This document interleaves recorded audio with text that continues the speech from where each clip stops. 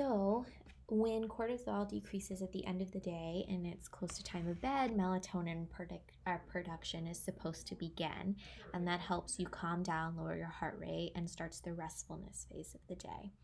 Circadian rhythms regulate hunger and digestion, body temperature, mood, fluid balance, and all psychological and physiological processes. So it's very important to have this clock reset every 24 hours. However, there are variations in some people, like you hear about those early risers we're all jealous of, and night owls, who have trained themselves to produce these hormones and these processes differently through repetitive actions and habit forming. So I think this is a really great picture because it shows kind of how all this is connected in the hormonal way. So it can affect everything from when your blood pressure is high, when your body temperature is high, when these secretions start to begin for melatonin, when your bowel movements are suppressed, and when they're reactivated, when you have the best muscle strength, the best time to work out. There's so much that you can see this goes into and a lot of people are not aware of.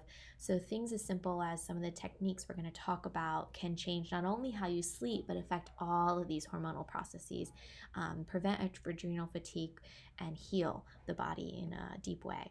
So tip 1, wake up every day at the same time. Keep a regular sleep schedule. This will help reset your circadian rhythm. It takes 6 weeks to train a circadian cycle. By going to sleep and waking up at the same time every day, your body will learn to adjust to this new rhythm. Great way to do this is to set an alarm to wake up, even if you naturally wake up at that time anyway, because that'll help keep you on track. Bright light therapy. Exposure therapy to bright and full spectrum light is a really powerful tool in resetting circadian rhythms and healing adrenal fatigue in some people. Timed exposures work really well for shift workers, people with job schedules that include late night working or early morning hours. There's a lot of different light devices available, including light boxes, desk lamps, sunrise simulators, etc. But before you purchase any of these or try this, it's really important to work with a physician to understand the correct type of light and the schedule that you need to be following to reset your circadian rhythm. Melatonin supplements. In addition to our natural production of melatonin, it is available in supplement form. It was actually not developed to treat insomnia, which is how a lot of people take melatonin. It was actually developed to reschedule circadian rhythms.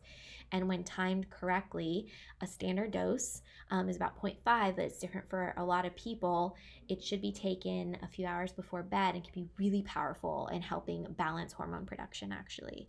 But always consult a doctor before taking supplements, especially melatonin. There are some adverse side effects. It can be addictive in nature. So it's not as kind of, it shouldn't be as regularly used the way that it kind of is now, and having some guidance there can be really beneficial.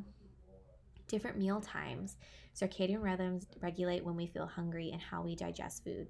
Some studies actually have found that there's a lot of advantages of delaying or advancing meals and resetting the circadian rhythm.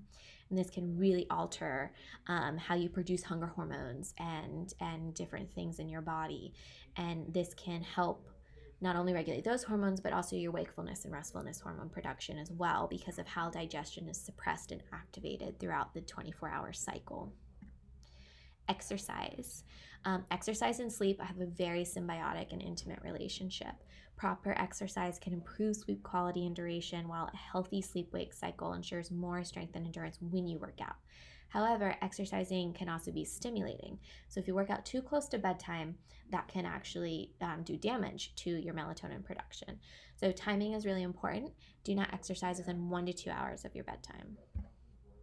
Caffeine, try to avoid at all costs.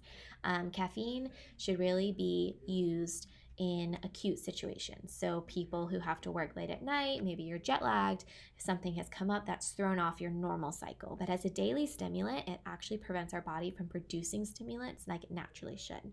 It has a half-life of about 5 hours in a healthy adult, meaning that it takes that long for the body to eliminate half the amount of consumed caffeine. Adding MCT oil, coconut oil, and other forms of bulletproof coffee are a really great way to extend this half-life, prevent the crash of caffeine, and actually change how we metabolize it, which can make it healthier to use in that way. The best way to use it is to consume a very moderate amount, if at all, only within the first few hours of being awake, and stop at least 5 to 7 hours before bed.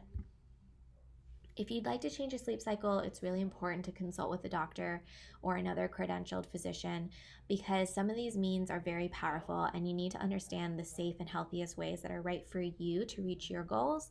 Because, like I said, the intimate relationship between the circadian rhythm and our digestion, our hormone production, our weight is it's so connected that a wrong move can be detrimental to your health and keep you away from your goals instead of reaching the things that you're after.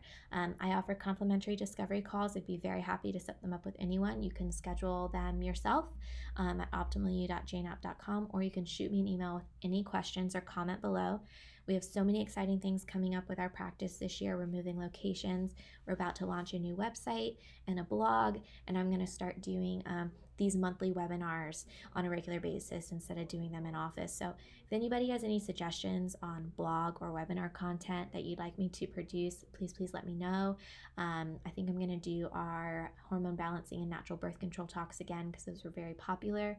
We just honestly ran out of space to do these in office until we moved locations because they got so popular. So we're moving to a webinar format. So I hope you guys like it. I hope this was okay.